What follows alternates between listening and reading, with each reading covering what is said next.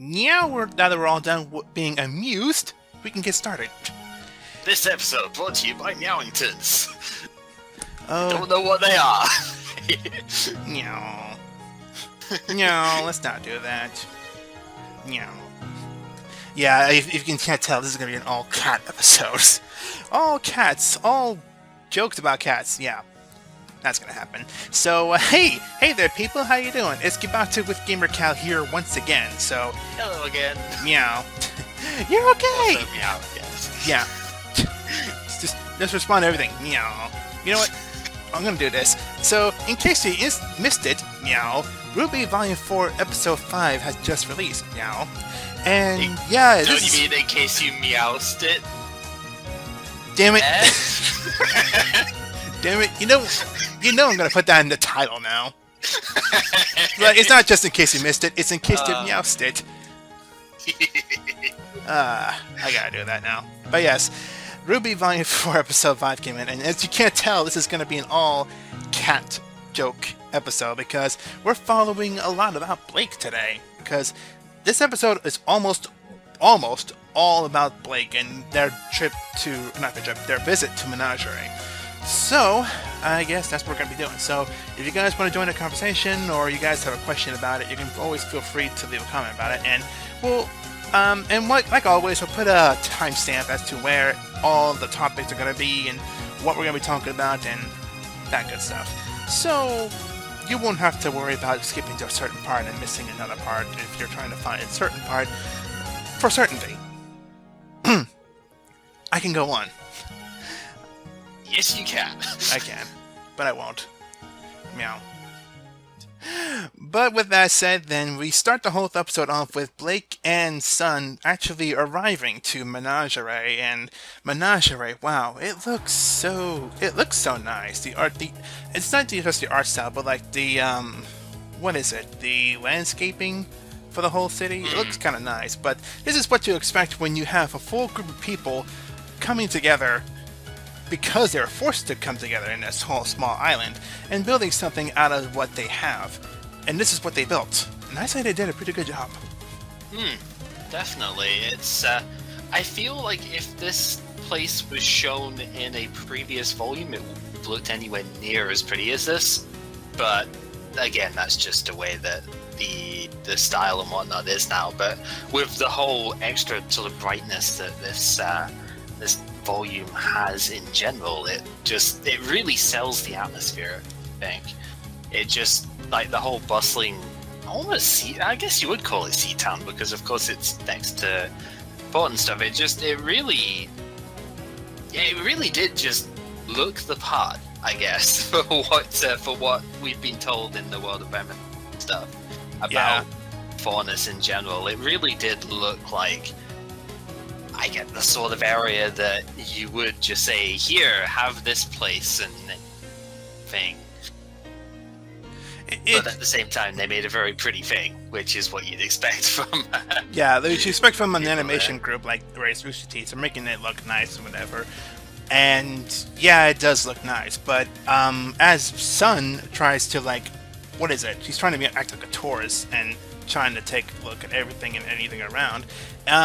He keeps trying to talk, and Blake keeps showing how annoyed it is that he's talking like that, because it's not even just the faunus trying to live peacefully, or even just them trying to live at all. It's just them trying to make something out of themselves with this island that they're forced to live in, where they won't be treated as second-class citizens, and they're still living with 2/3 of the island being desert. And it was that point where Sun tries to ask why not just build more land with the desert in tow.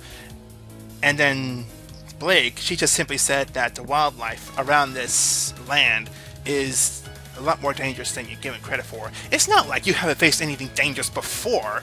So are you saying they're like the big giant monsters that you've been running into or something? Because for her to say that the wild monsters in Menagerie are more dangerous, and they refuse to take them down to expand their living and make it not so cramped and tight spaced, it just makes me wonder how dangerous are those monsters, or how willing are the Fauna is even willing to go to get some more land to build off of.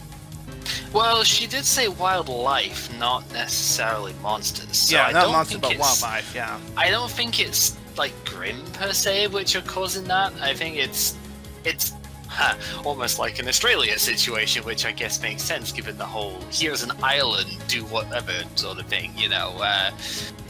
It's just the general other animals and whatnot that are there are just a step up and are far more nasty within place that. So whether that's just aggressiveness or whether it's, you know, they are just like really toxic and all that sort of stuff, super poisonous, I guess, your proper term for it, and all of that nasty super defense, super offensive sort of stuff that nature is known for. Very scary. I think it's probably a bit of both, but yeah, I can imagine if there's any like crazy snakes and scorpions and all of that sort of thing out there, I probably wouldn't want to try and expand into the desert either, when the desert's already not super habitable as is. Well, you can always try to grow some more out of that place, and maybe even like transfer some, some grass and dirt and flowers and trees and such to make into that land. Bring some water as well, and maybe you can do that. But still, I'm wondering if it's actual animals then. Like how much? The only other animal we've seen other than Grimm is swine.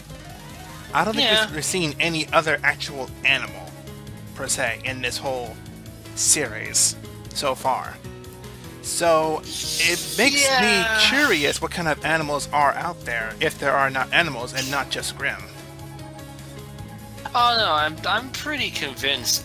I mean, I say pretty convinced. I'm absolutely certain that there are other animals and whatnot. It's just, and I think it's been mentioned before when, you know, in World of Remnant and stuff, when Grimm have come up, that they're only interested in human stuff. They're not interested in other animals. I'm pretty sure that's come up before. So, yeah, there will be other animal species out there. It's just a case of, well, what? And how deadly are we talking here? How deadly are these other animals? Yeah. It's rather curious, though. I'm curious what kind of animals we'd be running into if we ever do run into another animal. But that's not the focus, sadly. So, maybe we'll see more swine then one day, just to balance it out. We demand more swine. We need to see Zwei take the journey with Yak when she's ready to leave. Yeah, I'm sure she will. I'm sure she will. But other than the animals, though, they made their... Moving on, then. They made their spot, they made their land with what they got, trying to avoid the animals, and then they get to the point where Sun's trying to figure out which house is, which one is Blake living in, and when you know it, she lives in that very giant big one that's so obviously black, and not any other house is black, and... does it smell like... I looked at that and was wondering, is she royalty, or is she just high in command, or did they just get lucky enough to own the biggest house there? Because it always seems like every main character gets like the big house somehow.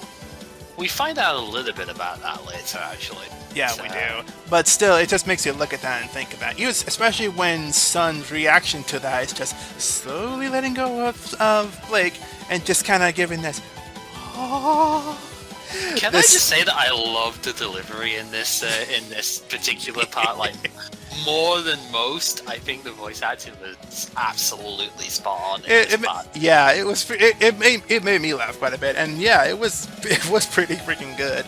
It shows that voice actors are doing what they can to make it entertaining, and wow, they made that pretty nice. It just made me laugh quite a bit. Oh yeah. Good times. But once they find the house, Blake leads them up to the front door, and she mentions that it's been a while since she actually even seen her parents. So I heard that, and the first thing I thought was wondering if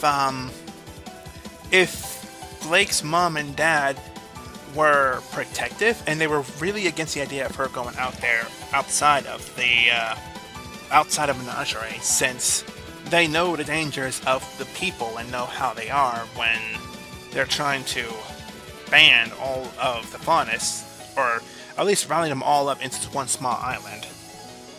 Either that, or it's just been that long since Blake has been around family. Yeah, I have a couple of thoughts on that, but it sort of strays into something we find out later in the episode, so I don't know if I should maybe leave it until then. We'll get there eventually. On that. We'll get there real quickly. So after getting to the front door, Blake knocks on the door, and all you hear is this giant pound going through the whole house, and yeah, just the knocking of this house was intimidating enough. It's like, oh, okay, are we living, is this another house that Raven lives in? Because that sure as hell is intimidating enough. Yeah, and then you see the father. then you see the father and the mother, who are more than happy to have Blake back home. Oh, you know, I'll say this now. I really thought, when I saw the intro, we saw both the father and the mother. I thought the mother was actually going to be, like, at first we're just looking at it at a glance. I didn't get a good look at it in an intro, but the mother looked like a sibling, like a brother or something, or a sister maybe, and not like an actual mother. So when I actually saw the mother, and yeah, awkward. I think that was largely just due to the size, because, well, the father is fucking gigantic. Like, good God. Yeah. You know, the father must be a good, 2 foot taller than any of the other characters in there. It's like, seriously.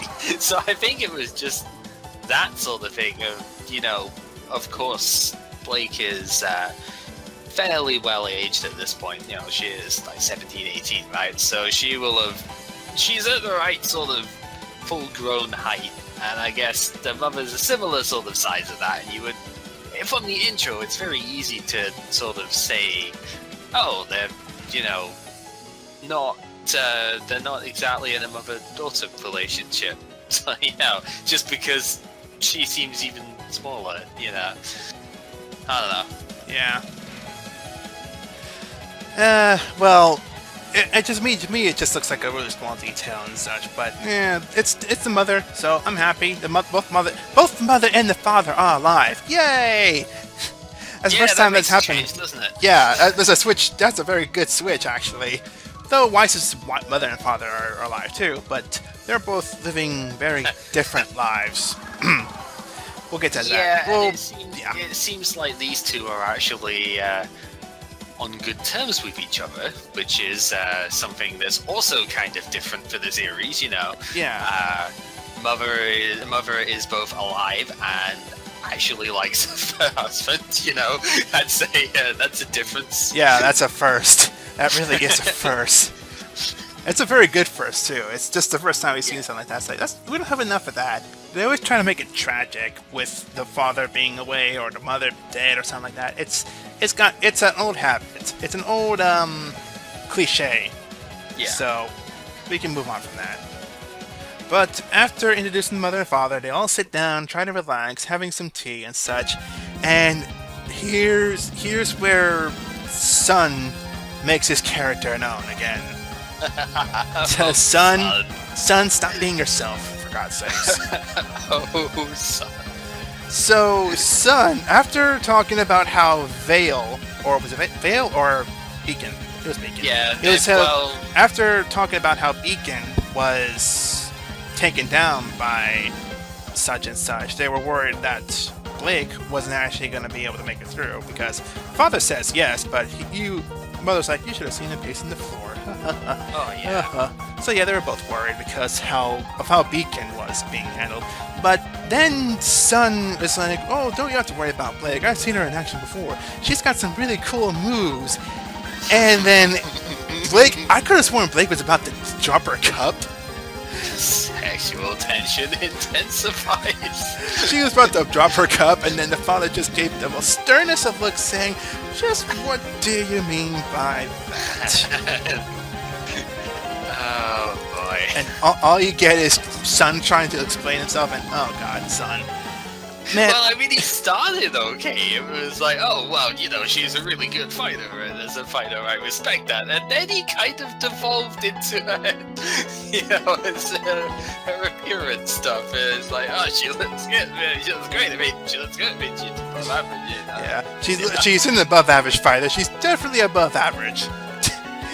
And everyone just stares awkwardly. It's like, just sip your tea and shut up. Let the family have their thing. Just do their thing. Even the mother asked at one point, "So why is he here?" Even the mother was like, "Why is he here?" Yeah. And Blake's answer, he just kind of followed me. And funny enough, the mother actually likes Sun. Oh God, that's Blake's horror. Just to Blake's horror. But we find out later that Blake's father doesn't really like him at all, so it balances out. And that's another trope, actually. The mother likes, the father dislikes. When you know it. That's how every other relationship happens. Oh, that was, oh God, Son. Every time he's on the screen, I just have to prepare for a facepalm. Yep. You have to sometimes. He is pretty much a walking facepalm, so, Oh, well. Poor Son. The fun times are cut short, though, because we hear another knock, boom, once again, and we find out that the father was supposed to have a meeting with a certain somebody, and that certain somebody was the White Fang. Can I just say that I actually misinterpreted that knock for like a crash in the basement or something? I was still sort of expecting another sibling around or whatever, and I actually mistook that at first. Yeah, I thought something like happened, or something like fell outside, or something like that. Or maybe there was like a meeting outside, and there was a sudden knock on the door saying your party's outside is waiting for you to talk and such. I was thinking something might happen outside. So, yeah, you're not the first to think that explosion was not just the front door. Proves how much the knock on the front door is intimidating still. Yeah. Very much so. But, like we said, the father gets to the door, and then we find out that two of the White Fang members, two brothers actually, I'm trying to remember their names, but I know one of them, the Corsac and Velcro? Something like that. I can't remember, but it's not that. But anyway, the two brothers here, they arrive and they're talking to the father about what it is that happened. But then Blake and Son, they're trying to explain to the father that the White Fang have been up to a lot more trouble than they will ever let on. Which makes me wonder how much is this family being kept in the dark, and if the White Fang themselves are actually trying to manipulate the family to be in their favor. Even after the father, we find out as well, the father was the high leader of this group.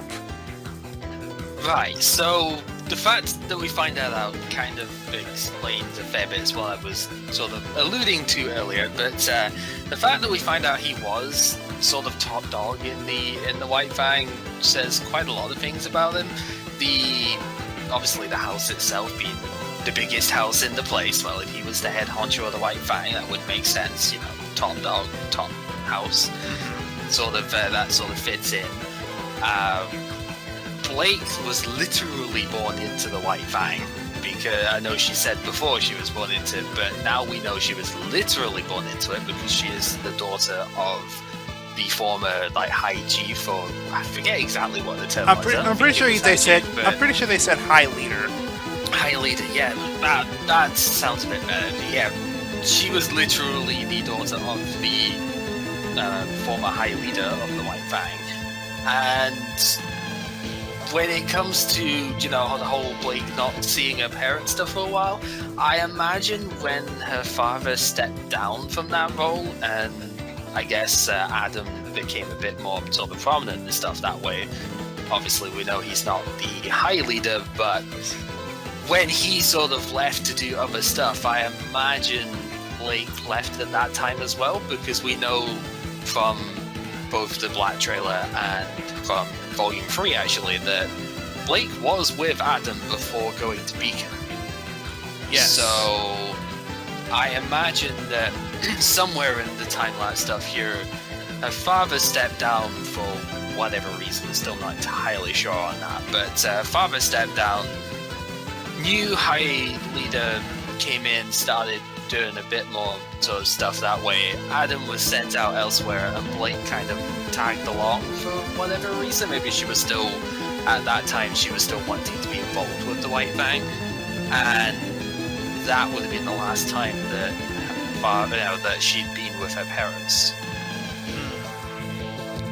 Though that makes me wonder how long has she been away from the parents as well. Like, how specifically how long? Because she said herself that it's been a while since she's been seen her family and such. So, but it does show that even after they quit with White Fang, even after they're technically not doing anything for the White Fang anymore. White Fang members are still coming to them to have meetings and such, which this meeting was to specifically talk about how some certain members of the White Fang were apparently not part of the White Fang's vision of the future and such, and which that explains, they're trying to explain that they have nothing to do with Adam Torres anymore. They don't follow him. They don't see his vision any same at all, because Adam and his White Fang were the ones that attacked Beacon and such. And trying to get all the information out at once here, though. The father had only just now figured out about this kind of thing, thanks to Blake and Son explaining, technically, that that's what happened. That this group attacked Beacon and was part of it, and was leading the Grimm to attack the whole group. And that leads these two to try to explain more about it. And you can just tell by the way they're talking. They're trying to make it seem like they're not the bad guys, but Adam Torres' White Fang are the bad guys. Yeah. They have nothing to do with them. Which, bullcrap. Yeah, instant bullshit on that one. Like, instantly, you could just call it bullcrap. I will say, though, before we move on with that, though, Corsac, the left, the one with the tail, he reminds me a lot of that big giant bad guy that tries to really confirm with how everybody is just, everything's fine, they're getting under control. He's the one that tries to convince the good guys everything's under control, which, if anybody knows Reds vs. Blues, I can't remember his name, but he's the black man in the series of the freelancer group that talks and just tries to keep things under control and keeps the eyes covered on the horse. That's the kind of person I saw. Of course, that guy. He looks just very manipulative. Like, yeah. I'm already eager to just see somebody punch him in the face. So, there was something I was going to say with the father now being High Chief of Menagerie as a whole. I imagine you mentioned. Maybe you mentioned it just in the pre-discussion stuff, but it always feels as if those two are trying to pull the wool over his eyes about the White Fang, and not really sort of communicate that way. I wonder if that's more to sort of keep. If he doesn't know about it, then, or if he did know about it, then he would try and stop it. He would sort of, I guess, mobilize the people of Menagerie against it, sort of thing. He would, because that's not what his vision of fairness, equality, and all of that is. Yeah. He would probably be able to rally the people a lot if he knew about stuff that way. So that, I imagine, it'd be why it'd sort of be the first time that he'd even heard about the stuff that happened at Beacon. Mostly because those guys do not want him knowing about that, or do not want him insinuating that the entire White Fang is geared towards that now, which they pretty much are, but yeah, because he'd be able to do something about it. He's one of the few people, at least in Menagerie, he's one of the few people that could do something about it. Yeah. So, at all costs, they do not want him getting super involved with it and everything, and that's, I guess, they would have been having that meeting even if Blake and Son weren't there, to try and sort of go over a bit of what happened. Here's our, our meeting stuff. This is what we're gonna do about it. Approval. And then Blake and Son have come in and messed that all up for them. Yeah, they decided to mess that one up. And that's another mention as well, that the two members there, they didn't know that Blake was home, and they figured out that she was home, and they were wondering if they were sad that they left, she left or whatever, she stopped to fight, whatever. She simply stated she didn't stop fighting. Either that means that she still wanted to try and fight for equality for the faunus, to make it equal with humans and faunus, or I'm wondering if they interpreted that as her still wanting to fight, but a chance to turn that fighting into fighting for the White Fang once again, somehow. Yeah, it's hard to know exactly how they interpreted it. The grunt from it did seem a little bit sort of yes indeed sort of thing off of that, which my only real interpretation of that is well, you're probably going to be, especially since they are still in cahoots with Adam, spoilers. Spoilers. They're probably thinking, yes, well, you're our enemy, but outwardly they'd be saying, well, you still want to continue fight for equality, right? Yeah. That makes you wonder. But then I was going to say, because that's entirely Blake's goal, right? She wants equality for the faunus. That's pretty much it. Yeah. But she doesn't agree with the way that the White Fang are now doing it. That's why she left in the first place.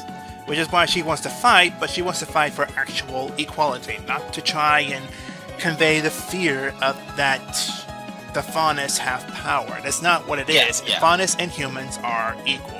They are people, they are treated like people, they are treated not as second-class citizens, they are not meant to be pushed towards an island to be by themselves, and that's all that she wants to, that's the only message she wants to fight for.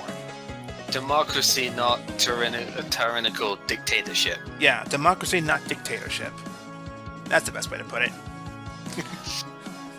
So after asking if Blake was ever going to actually fight for the White Fang, and such, as saying she will want to fight, they mentioned that if she were to ever to come back into the White Fang, they just had to find the two, and that Sister Illia would be ecstatic to have them to know about this, which that's another name drop, Illia.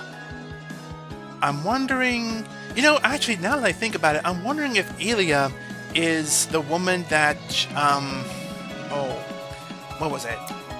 I'm wondering if that's the name that was a woman that they mentioned that Salem mentioned to Hazel to talk to the leader of the White Fang, Illia. I'm wondering if that's a connection there somewhere. Because you remember in episode 1 where Salem talks to Hazel, telling them that Adam Torres shows faithful, and sure that that woman, that person, is solely for their cause as well. I'm wondering if Illia may have some connection with that one as well. Yeah, that's a fair point. I actually completely forgot about that. I'm terrible with names, so I didn't actually remember who Salem even mentioned that way, but that would sort of make sense. I'm trying to think about it, and I don't think it actually was Illia, but that still makes me question, like, what's the connection with Salem and such, if that's the case.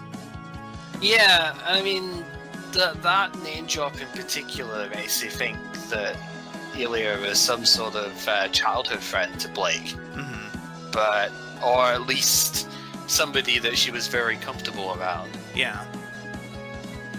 But I don't really have much of an idea about her position within the White Fang and whatnot. Well, we don't know much about the names, really. We just know their names, That's it. Yep, that's always the problem. Yeah.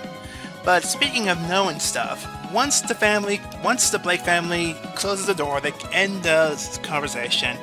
Son still tries to make it awkward by saying, well, they're a bunch of creeps. And the father simply says, I really don't like you. Which is no surprise. No surprise at all, but it's worth a mention. Once we got that finished though, the two from the White Fang say it's an interesting development, and they talk about mentioning this to Adam, and oh boy, Adam's already gonna know that where Blake is and Blake's home and such, and oh, it's gonna cause problems again. Yeah, things are starting to come to a head between this and the last thing we've got to mention.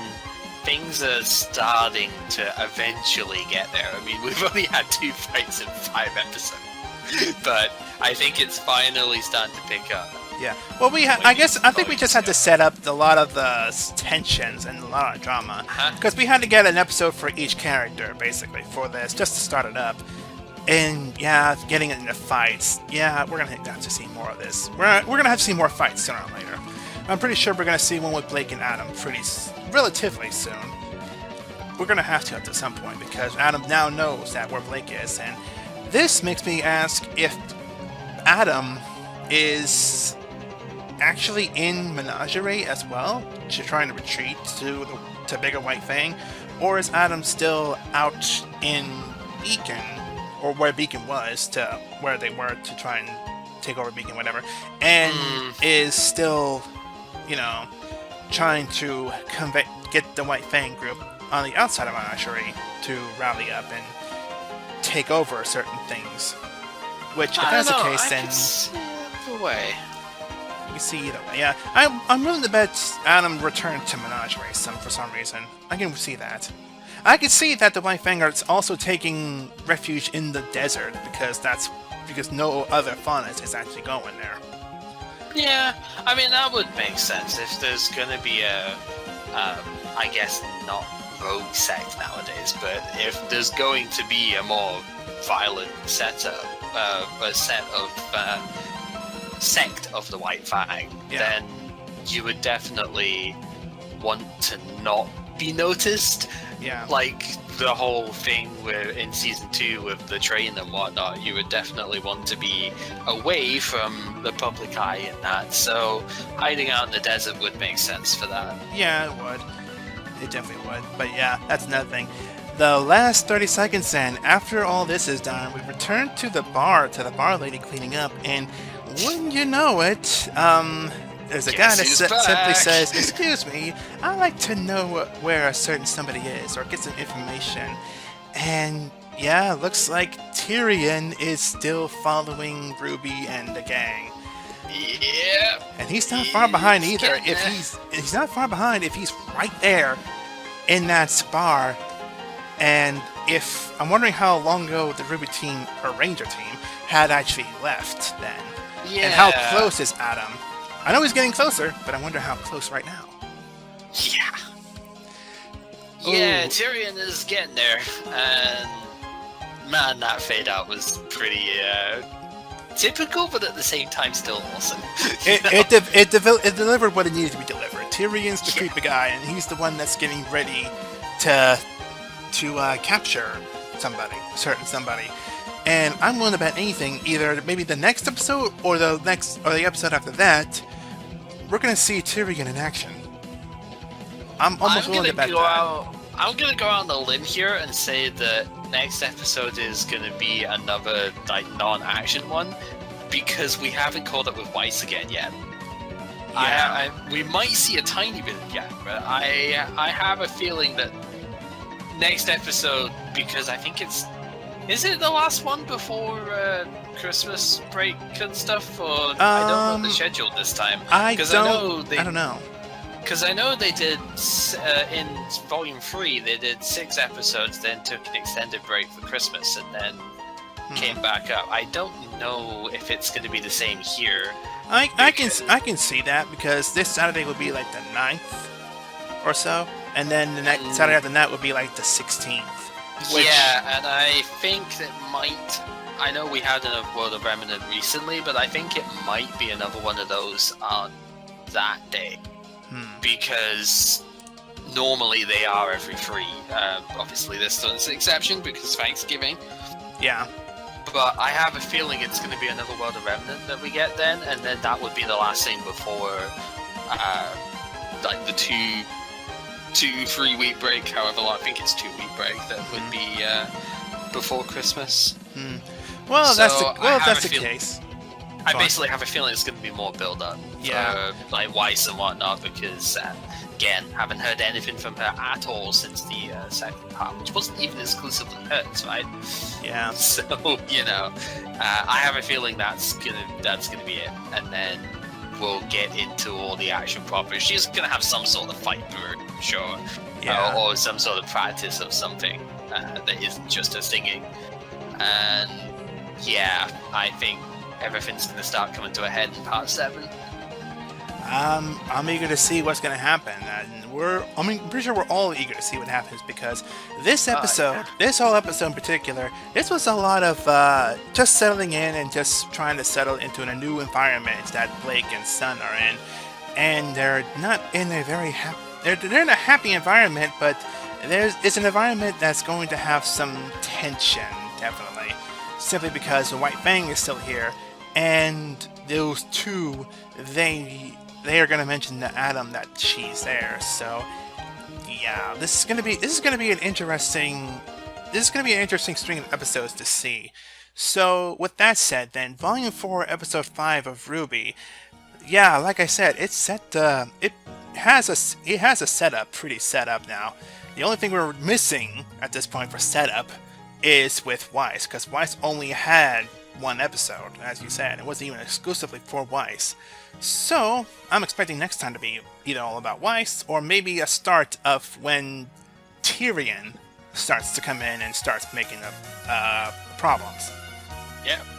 I mean, there's only so many more shaman we can hold. Too much setup is not gonna pay off. So. Yeah, if you spend too much time setting up. If this whole season is all set up, I'm not gonna lie, I'm gonna be a little pissed about that. Just because. I'm gonna like it, but it's still gonna be upsetting. Just saying. Yeah. But I'm pretty sure it'll have some payoff. We gotta have at least one fight sometime soon. But that's another time in the future. So, RWBY Volume 4, Episode 5. Any other details you think you thinking of? Not particularly. I'll say the Robber's ears are definitely way more pronounced than Blake's are. You know, you see her opening the door and stuff, and it's like, holy crap, those ears, you know? Yeah. Okay. You can hear me from the way back door, right? Actually, one more detail we were mentioning, but we didn't think it was going to be like too important. But we noticed that the father, as of right now, doesn't have any faunus traits. No ears, no tails, no claws, no nothing. He's just a really big freaking guy. Yeah, and that's it. He's like Hagrid, almost. Hagrid or Haggard? Well, I mean, Haggard kind of works too, but I was thinking Harry Potter. Hagrid, yeah, Hagrid, yeah. Yeah, Hagrid, you know? Yeah, I can see that. But yeah, he's that's the only detail huge. Yeah, he's big. He's gonna punch you and it's gonna hurt. It's gonna freaking hurt. Does he have a coconut gun? If he shoots you? It's gonna hurt. I gotta mention something about that later, but that's for off screen. So with that said, then that is this episode, and yeah, I'm gonna be eager to see what's gonna happen. I'm really hoping for some payoff soon. So I guess we'll just have to wait and see. So until next time, everybody. Bye.